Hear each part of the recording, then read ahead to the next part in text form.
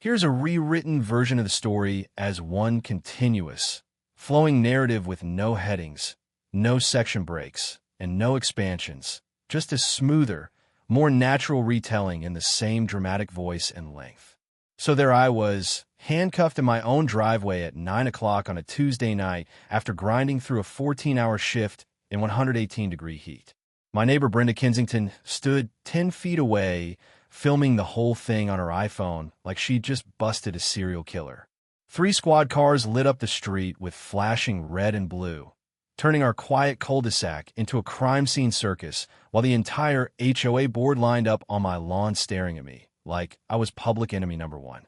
My work truck was still idling, AC blasting, because I'd literally just pulled in from an emergency call saving some family's air conditioning during a brutal Phoenix heatwave. And there's Brenda, practically glowing with triumph, waving these official-looking papers at the deputy and screeching that I'm a criminal who owes thousands in unpaid HOA fines and that she finally has proof of my violations. The steel cuffs dug into my wrists while the smell of hot asphalt and diesel hung thick in the air. Here's the part that still makes me laugh. Every single one of those so-called unpaid bills had her name printed right there on the original documents. But I'll get to that. First, I want to know, what would you have done if your neighbor tried to have you arrested over her own unpaid bills? Drop a comment and tell me where you're watching from tonight, because this revenge story gets absolutely wild. Let me back up and give you the full picture so you can see just how diabolical this woman really was. My name is Marcus Thorne. I'm 34, and I fix air conditioners for a living in what Arizona calls summer. After my divorce, my ex had champagne tastes and left me with a beer budget. I scraped together enough for a down payment on a modest ranch house in Willowbrook Estates, just outside Tucson. Nothing fancy. 1990s beige stucco subdivision, drought-resistant rocks instead of grass, neighbors who think excitement is a new flavor of Greek yogurt. The HOA formed in 2018 mostly to stop people from turning front yards into junkyards. Then Brenda Kensington moved in 6 months after me. 59 years old, fresh from some upscale Scottsdale neighborhood where golf carts cost more than my truck. Word was her husband's import business crashed hard, forcing them into what she clearly considered peasant territory. Picture bleached blonde bob that probably required monthly sacrifice to the hair gods, designer sunglasses bigger than satellite dishes, probably knockoffs, and this permanent expression like she just smelled something offensive. She drove a silver Mercedes C-Class that screamed, "I'm still important," while she made payments that probably kept her awake at night. Meanwhile, I roll up in my white Ford work van, tools rattling like a paint mixer, having an epileptic fit every time I hit a pothole. That first morning, the crunch of gravel under my work boots should have been my warning. I'd worked until midnight fixing someone's AC during a heat wave, because in Arizona, no air conditioning can literally kill you, and I parked my van in my own driveway, like a normal person. Next morning, there's citation taped under my windshield wiper. $75 for commercial vehicle storage violation. Professional letterhead, legal jargon, the whole intimidation package. Brenda's first mistake was that I actually read the fine print. I called the property management company during lunch. Sandra, the office manager, went quiet when I read the citation number. "Sir, we didn't issue any violations this week, and our bylaws don't even mention commercial vehicles." Legal tip: always demand to see the original governing documents when someone hits you with an HOA violation. Real enforcement needs proper documentation trails and authorized signatures. So I dug out my HOA paperwork, that thrilling novel you initial 50 times when you buy. And guess what? Zero mention of work trucks, commercial vehicles, or anything about how I make a living. That's when it clicked. Brenda was running a solo operation, printing fake violations with enough official polish to scare most people. She targeted newer residents, anyone who looked like they might not fight back. Basically anyone who wasn't a retired accountant with too much time and a legal Zoom subscription. The smell of motor oil and refrigerant still clung to my shirt as I stood there holding that bogus citation, realizing my quiet post-divorce life had just been hijacked by a wannabe HOA dictator with a grudge against working people. But this wasn't just about me. If she was willing to forge documents and intimidate one neighbor, How many others had she targeted? How many had already paid these fake fines just to avoid the hassle? The distant hum of air conditioners working overtime filled the afternoon air. The sound of honest work keeping families comfortable in brutal heat. And somewhere in that suburban silence, I could practically hear Brenda plotting her next move. She was about to learn that messing with someone who crawls through 130-degree attics for a living was a very bad idea. 3 days later, she made her first real power play. I get home around 7 from replacing a capacitor for an elderly couple whose system was struggling in the heat. There's a folded paper taped to my front door. Not in the mailbox, mind you. Emergency HOA board meeting Thursday at 7 regarding Marcus Thorne violations. I've been living there 3 months, and the most exciting thing that had happened was a cat stuck in a palm tree. But apparently I was now a neighborhood crisis. The meeting was in the community center that smelled like industrial carpet cleaner and broken dreams. Fluorescent lights buzzed overhead like angry wasps. I walked in expecting maybe the 5 board members and Brenda. Instead, it looked like a tribunal from hell. Brenda had recruited backup. Doris Fleming, sweet 78-year-old from 3 houses down, fidgeting with her purse strap like it was a rosary. Board President Jerry Walsh, retired insurance adjuster who takes Robert's Rules of Order more seriously than the 10 Commandments. Brenda sat there with a manila folder thick enough to stop bullets, practically vibrating. Jerry called the meeting to order in his most official voice. Brenda jumped up like she'd been shot from a cannon. He's been parking that commercial vehicle in violation of our aesthetic standards for weeks, and the noise violations, coming home at all hours, slamming doors, revving engines. Mrs. Fleming can attest to the intimidating behavior. She started pulling papers out like a magician. Violation notices, complaint forms, even a petition with signatures that probably came from the same hand that writes grocery lists in purple ink. From my divorce lawyer, I learned one priceless lesson. Always demand to see the original documentation before you respond to legal-sounding nonsense. While Brenda performed her one-woman Broadway show, I'd been taking time-stamped photos of every document she waved around. Before we continue, I said, standing up with my own much thinner but far more legitimate folder, I'd like to see the specific bylaw that defines aesthetic standards for commercial vehicles. Silence. Jerry's stomach growled because he'd clearly missed dinner for this circus. He flipped through his copy of the rules, looking more confused by the minute. Well, there's the general provision about maintaining property values. What exactly about work trucks? More silence. The air conditioning kicked on with a wheeze that suggested it needed my professional attention. That's when I pulled out my phone and showed them photos I'd taken earlier of Brenda's own property. Cracked driveway like a geological survey map. Dead plants, basically skeletons wearing Home Depot price tags. Mailbox hanging off its post at an angle that probably required hazard pay for the mail carrier. Since we're talking aesthetic standards, I said, maybe we should address these actual violations before creating imaginary ones. Brenda's face went through more color changes than a mood ring, having a nervous breakdown. That's completely different. This is about your aggressive behavior. Jerry interrupted, and I could see the light bulb finally flickering on.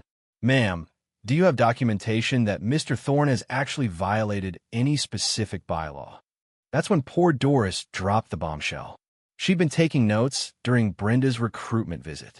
When Jerry asked her directly about my intimidating behavior, she looked like she wanted to crawl under the folding table. I just signed what she asked because she seemed so upset, Doris whispered. But honestly, that young man has always been polite. She told me he was probably dealing drugs, but I've never seen anything suspicious.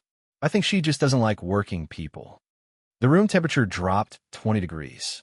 Brenda's mouth opened and closed like a fish gasping for water.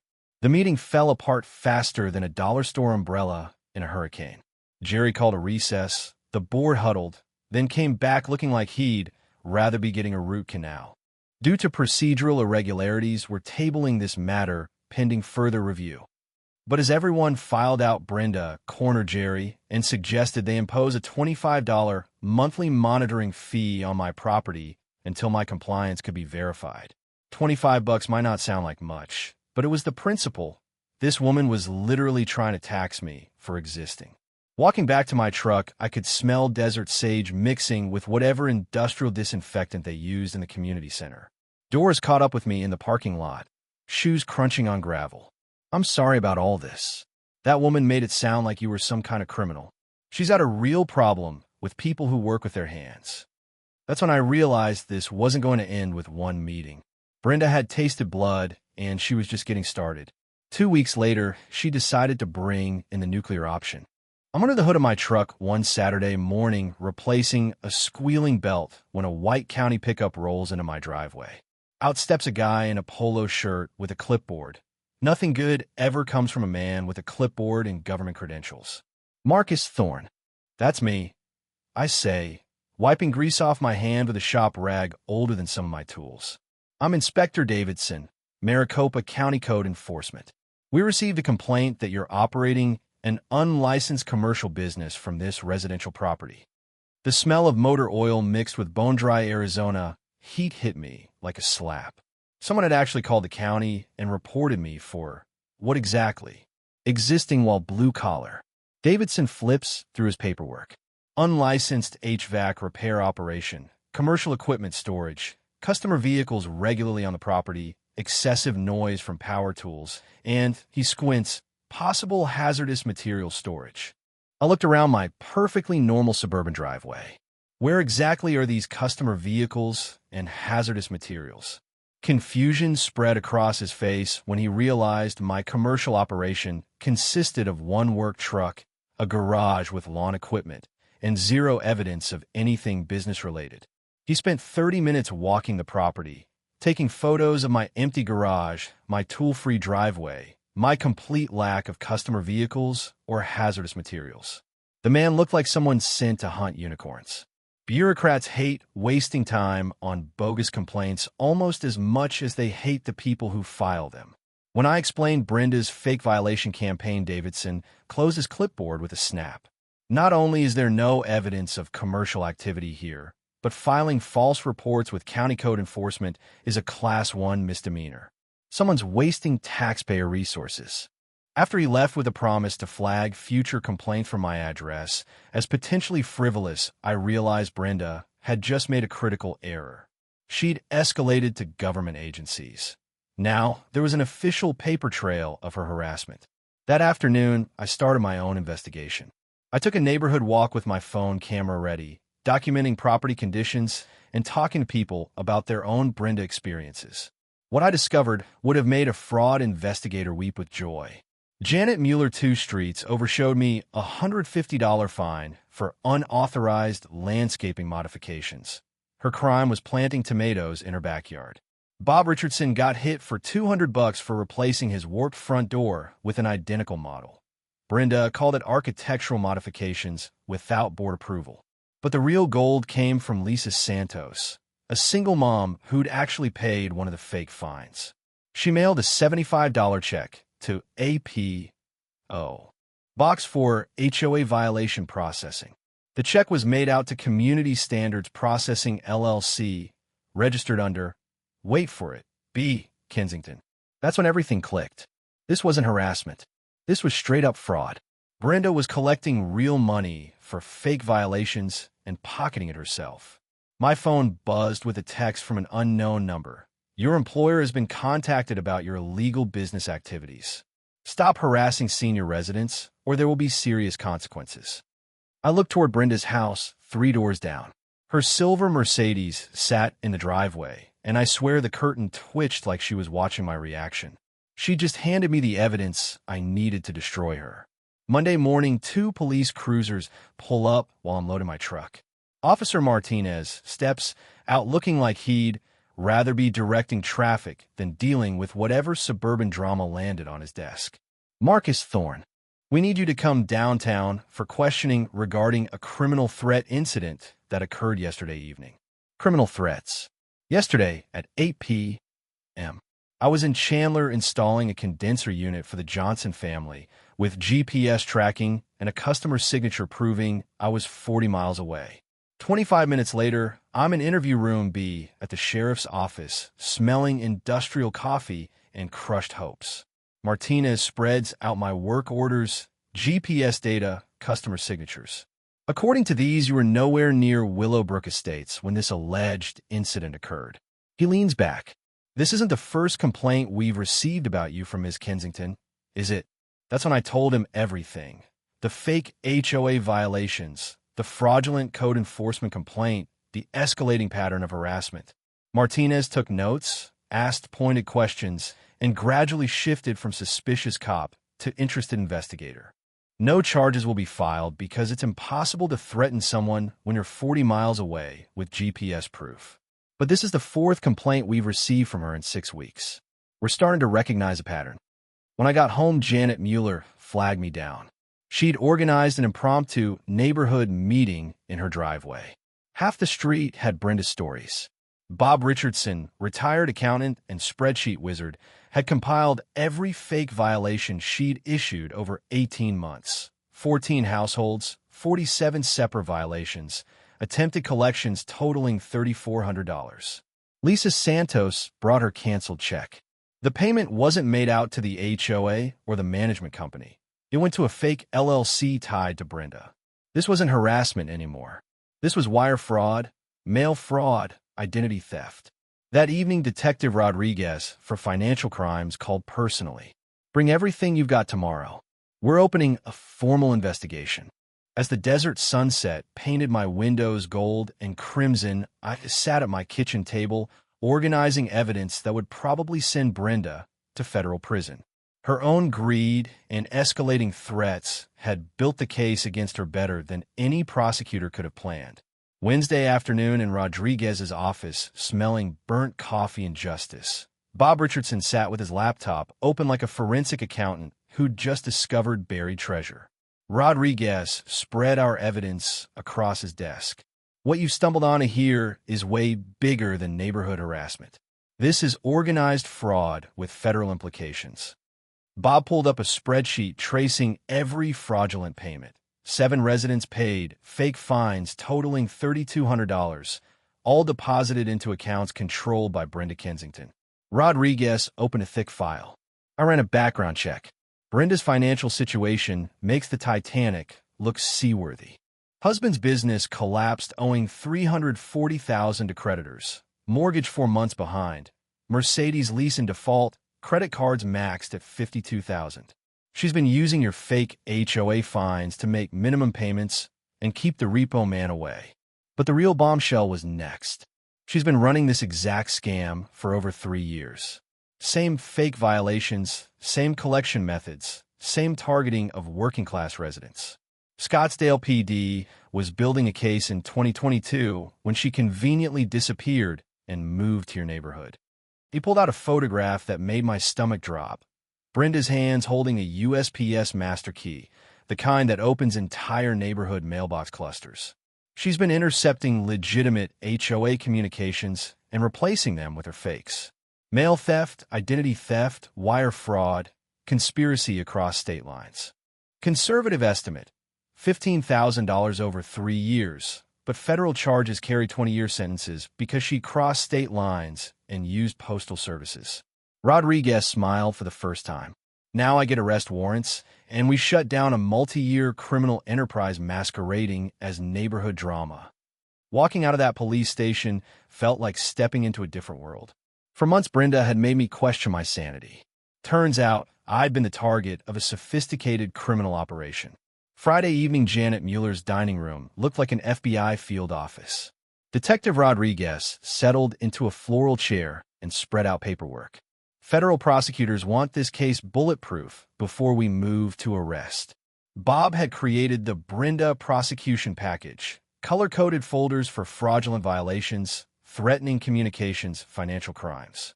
Rodriguez explained that prosecutors love cases where the defendant builds the evidence against themselves. Brenda's obsessive documentation was going to make the FBI's job embarrassingly easy.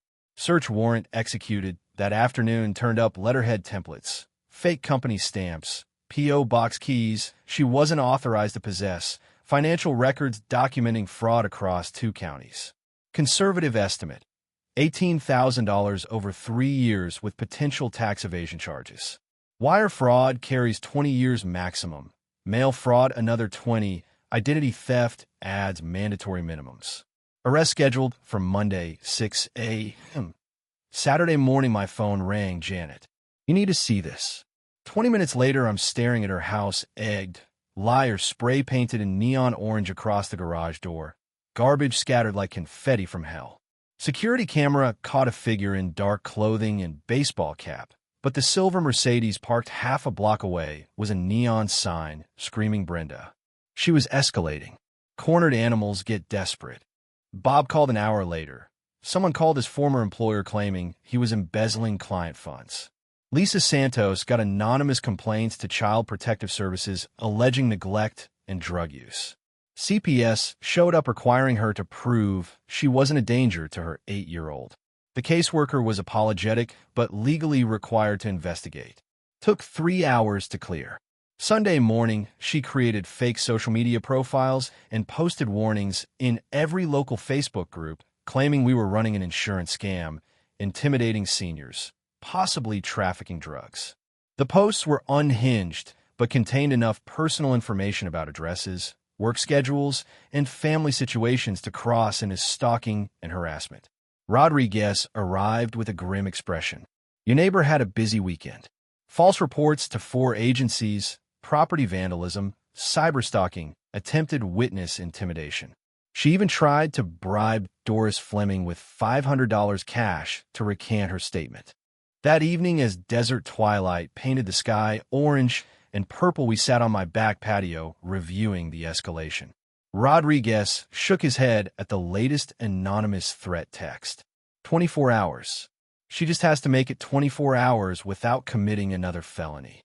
As if on cue, a police siren wailed toward Brenda's side of the neighborhood. 20 minutes later, we watched officers arrest her for attempting to break into the HOA president's house, searching for evidence of our conspiracy. She made it 23 hours and 47 minutes. Sunday night, 11:47 p.m. Blue and red lights strobing through my bedroom window. 3 squad cars in my driveway again. Officer Martinez looked like he'd lost a bet with the universe. Emergency 911 call reporting active gunfire, domestic violence, screams consistent with torture or murder. I gestured around my perfectly quiet cul-de-sac. Officer, I was dead asleep. The most violent thing here tonight was my battle with a fitted sheet. He walked the property with his flashlight, found nothing, then closed his notepad. This is the 9th call we've received about your address in 12 days. All from the same complainant. All bogus. Criminal misuse of emergency services, filing false police reports, felony charges for endangering public safety. I called Rodriguez despite the hour. He answered before the second ring. She called in a mass shooting. I know. Dispatch, call me directly. We're executing the arrest warrant tonight. At 2:23 a.m., I watched through my blinds as federal agents surrounded Brenda's house. No sirens, just methodical professionals. She emerged in a leopard print bathrobe, screaming about police state tactics, while being loaded into an unmarked sedan. Her voice echoed across the desert stillness like a wounded coyote. Monday morning, while processing her house, agents discovered 3 laptops, dozens of fake identity documents, and what Detective Olivia later called the most comprehensive fraud operation they'd seen outside organized crime. Brenda wasn't just running HOA scams. She was operating coordinated fraud rings in retirement communities across Nevada, New Mexico, and California. 47 confirmed victims across 4 states. Total fraud approaching $127,000 over 6 years. That afternoon, Brenda made her initial court appearance via video link from federal detention. Even through the grainy feed, you could see she'd traded designer lifestyle for orange jail scrubs and dawning realization. The judge took one look at the charges: wire fraud, mail fraud, identity theft, criminal conspiracy, interstate transportation of stolen property, and denied bail. Flight risk and clear pattern of sophisticated criminal activity across state lines. Tuesday evening, the Willowbrook Estates Community Center was packed with residents, news crews, enough drama to fuel a Netflix series. Rodriguez stood at the head table flanked by FBI agent Olivia. We're here tonight to discuss the resolution of a federal criminal investigation that began right here in her neighborhood. The doors burst open. Brenda strode in with a private attorney she'd somehow hired, wearing a designer suit, hair perfect, makeup flawless, still believing she could talk her way out. My client is here to set the record straight about false accusations and police misconduct. Rodriguez stood up. Miss Kensington, you're welcome to speak, but I should inform you in this community that federal prosecutors have accepted your guilty plea on 12 counts of wire fraud, 8 counts of mail fraud, and conspiracy to commit interstate fraud. The room erupted. Neighbors shouted questions. News cameras swiveled. Bob Richardson stood up clutching his laptop. Neighborhood standards. You stole $3,200 from our neighbors alone, created 47 fake violations, filed false police reports 17 times. Janet Mueller joined him.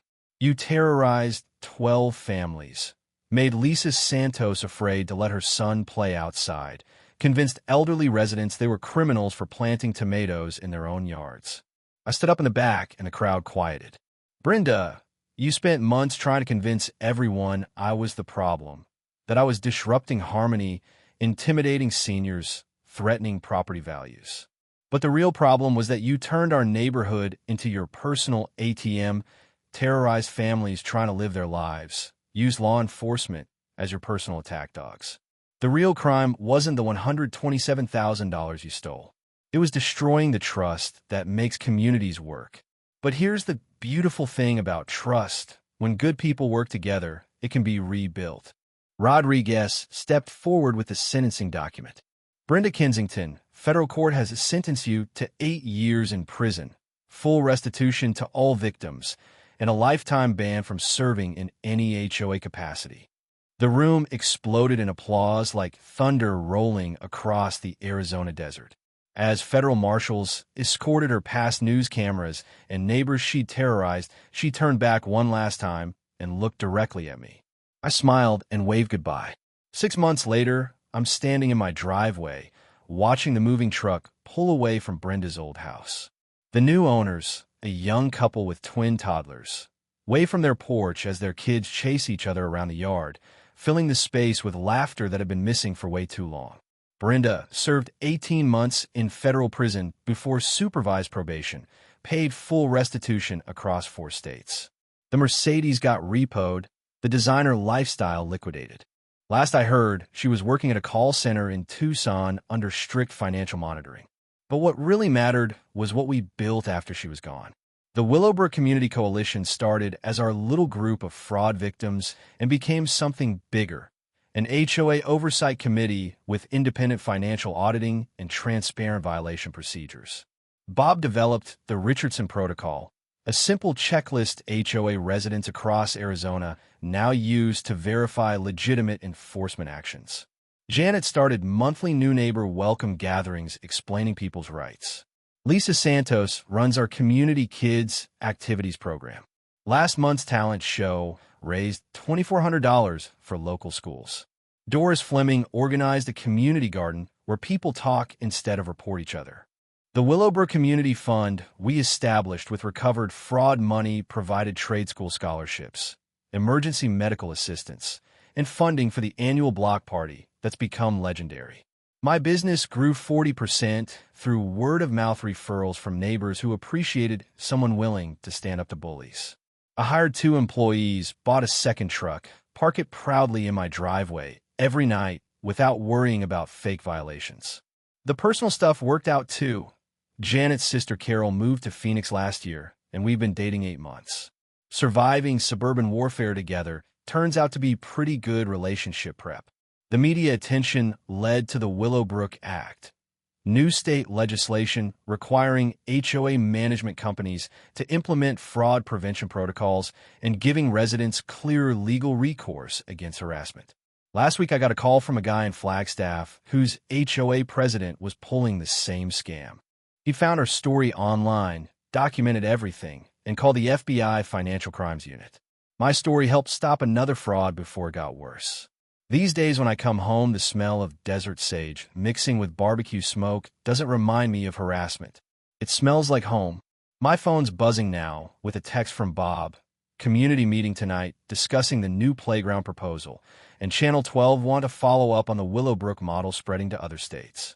If you've survived your own HOA nightmare, drop your story in the comments. Some of these tales make Brenda look like an amateur, and I read every single one. Your experience might help the next person facing a neighborhood tyrant. From all of us here at HOA Stories, thanks so much for watching today's HOA Karen Meltdown. If you enjoyed seeing neighbors stand their ground and karma catch up, smash that like button, leave a comment with your thoughts, and subscribe so you won't miss the next HOA drama we bring you.